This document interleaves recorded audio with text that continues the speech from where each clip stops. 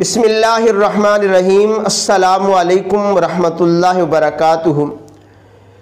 جب بھی قربانی کے ایام قریب آتے ہیں تو ایک سوال بہت سارے لوگوں کے ذہنوں میں آتا ہے، وہ یہ کہ کتنے پیسے پاس موجود ہوں تو قربانی واجب ہوتی ہے۔ تو اس سوال کا جواب آج کی ویڈیو میں کوشش کروں گا کہ آسان طریقے سے آپ کی خدمت میں رکھوں اور ایک ایسی غلطی کی نشاندہی کروں گا کہ جو بہت سارے لوگ قربانی کے دنوں میں کرتے ہیں، شاید ان کو پتہ نہ ہو، تو جس کی وجہ سے پیسہ بھی ضائع کرتے ہیں اور ان کی قربانی بھی نہیں ہوتی۔ میرے محترم بھائیوں، قربانی ہر اس بالغ مقیم مسلمان مرد اور عورت پر واجب ہے جو صاحب نصاب ہو۔ صاحب نصاب کا لفظ آپ نے زکوٰۃ کے بارے میں بھی سنا ہوگا اور یہی قربانی کے بارے میں بھی۔ اب آپ سنیے گا کہ صاحب نصاب کس کو کہتے ہیں۔ صاحب نصاب اس شخص کو کہتے ہیں کہ جس کے پاس 52.5 تولے چاندی یعنی 52.5 تولے چاندی موجود ہے، یا 52.5 تولے چاندی کی جتنی قیمت بنتی ہے اتنے پیسے بندے کے پاس حاجت اصلیہ سے زائد ہیں تو اس پر بھی قربانی واجب ہے۔ یا پھر اگر کسی کے پاس اتنی رقم تو موجود نہیں ہے لیکن 52.5 تولے چاندی کی جتنی قیمت بنتی ہے اتنے پیسوں کا اس کے پاس مال تجارت ہے، یعنی کوئی تاجر ہے، اس کے پاس بظاہر تو وہ رقم موجود نہیں ہے لیکن اتنے پیسوں کا اس کے پاس مال تجارت موجود ہے، پھر بھی اس پر قربانی واجب ہوگی۔ اور اسی طرح اگر ایسا کوئی شخص ہے کہ جس کے پاس 52.5 تولے چاندی بھی نہیں ہے اور اتنے پیسے بھی موجود نہیں ہیں لیکن گھر میں ایسے بہت سارا سامان ہے کہ جو ضروریات زندگی سے ہٹ کر ہے، تو اس سامان کی اگر ہم قیمت کا حساب لگائیں تو وہ 52.5 تولے چاندی کے مطابق بنتا ہے، تو پھر اس پر قربانی واجب ہے۔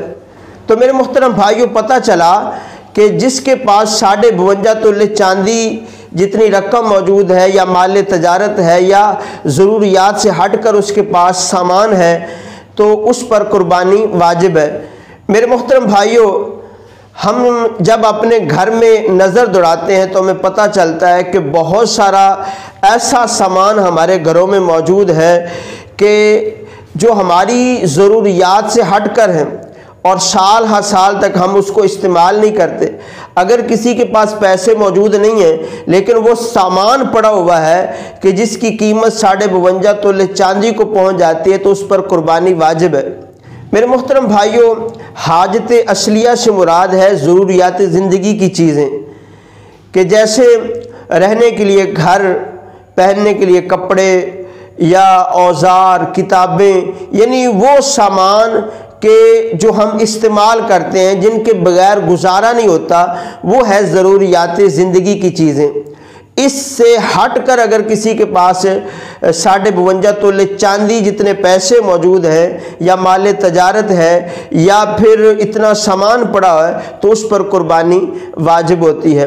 اعلیٰ حضرت رحمۃ اللہ تعالی علیہ سے ایک سوال پوچھا گیا، وہ سوال یہ تھا کہ اگر کسی کے پاس ایک تو مکان ہے رہنے کے لیے، اس کے علاوہ 2 اور مکان بھی ہیں تو کیا اس پر قربانی واجب ہوگی یا نہیں ہوگی؟ تو اس کا جواب یہ دیا کہ اس پر قربانی واجب ہے۔ کیوں؟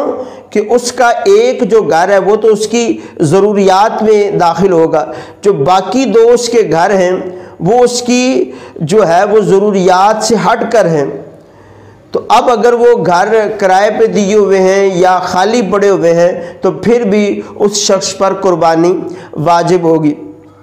اب صدر الشریعہ مفتی امجد علی اعظمی علیہ الرحمہ فرماتے ہیں یہ جتنی شرائط پائی گئی ہیں یہ قربانی کے 3 دنوں میں پائی جائیں تو اس بندے پر قربانی واجب ہوگی۔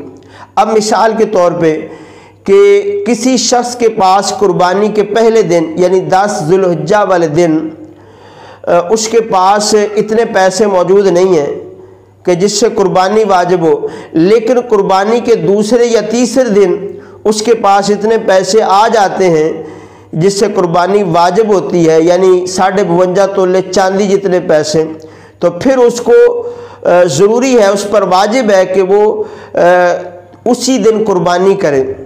اب میرے محترم بھائیوں، وہ غلطی جانیے گا کہ جو بہت سارے لوگ قربانی کے دنوں میں کرتے ہیں، وہ یہ ہوتا ہے کہ جہاں پہ بھائی اکٹھے رہ رہے ہیں، جوائنٹ فیملیاں ہیں، وہ کیا کرتے ہیں کہ قربانی والے دن میں سارے بھائی مل کر یعنی تھوڑے تھوڑے پیسے ڈال کے ایک بکرا لے آتے اور وہ قربانی کرتے ہیں۔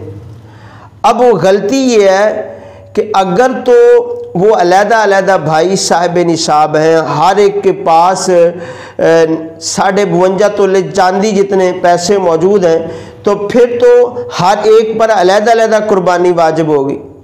لیکن اگر کسی کے پاس بھی اتنے پیسے موجود نہیں ہیں جو نصاب کو پہنچتے ہوں، تو پھر کسی بھائی پر بھی قربانی واجب نہیں ہے۔